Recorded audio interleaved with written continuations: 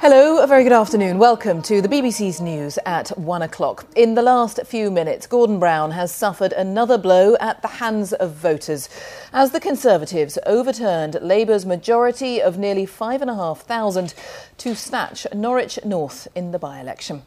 Chloe Smith, who at 27 becomes the youngest MP in the Commons, won by 7,348 votes. The Labour MP, Ian Gibson, had resigned after being told by the party's ruling body that he wouldn't be allowed to stand again. He had a majority of nearly 5,500, as we say. Well, our political correspondent, Carol Walker, is in Norwich. And Carol, the Conservatives will be very happy with this result. So all the people who didn't vote, I wish they now had. Yes, they certainly will, Jane. You join me as those acceptance speeches are still going on the stage behind me.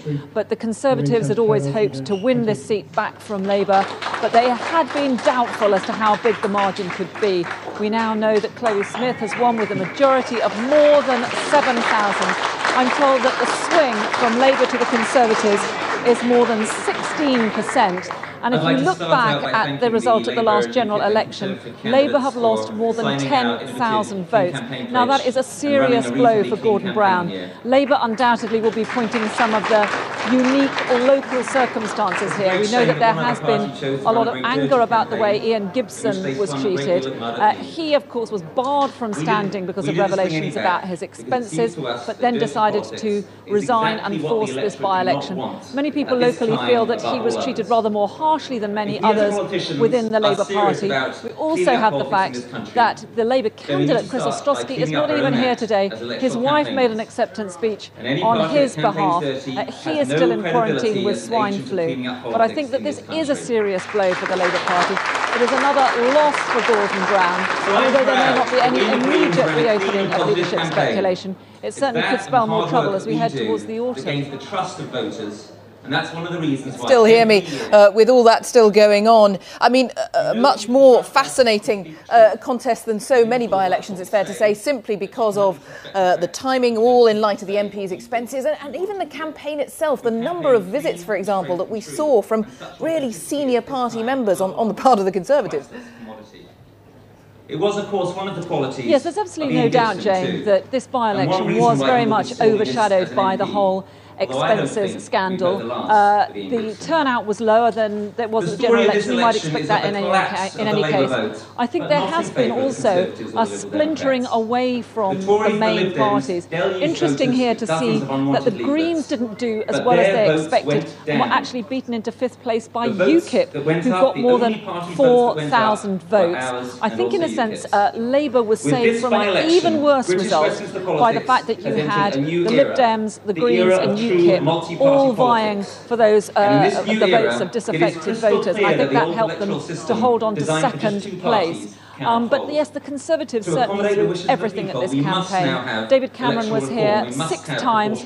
He was out at dawn on polling day, putting some leaflets through letterboxes. He had the entire shadow cabinet here. But I think they will look on this result as a justification for all that effort.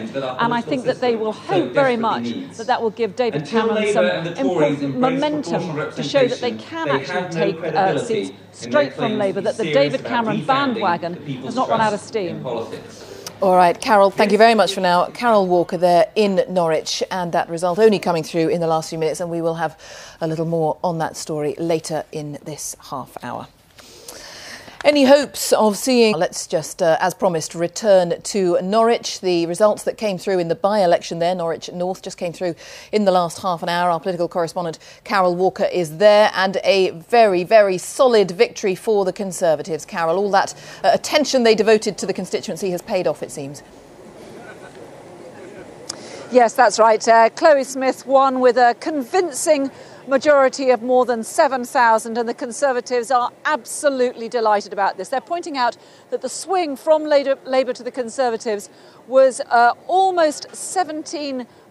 Now, that is getting up close to the margin which they achieved in the Crewe and Nantwich by-election, larger than many people had expected. A slump in the Labour vote. They've lost 10,000 votes since the last general election. Chloe Smith was going to be the youngest MP in the House. She's just over there doing a round of media interviews. This is what she said in her acceptance speech. This by-election has been a victory for honest politics. The people of Norwich North have rejected the old politics of personal attacks, of bickering, of smears and scare stories. They have voted for change. And in doing so, they have sent a message to Gordon Brown very loud and very clear. Well, all that hard work with David Cameron leading a very high-profile campaign here certainly paid off for the Conservatives. It is a serious blow for Labour. They're already pointing out the unique circumstances, the anger over the way Ian Gibson was forced out and so on. But there is absolutely no doubt that another loss like this is another serious blow to Gordon Brown and could spell more trouble for him come the autumn. Carol, thank you. Carol Walker with the latest there in Norwich.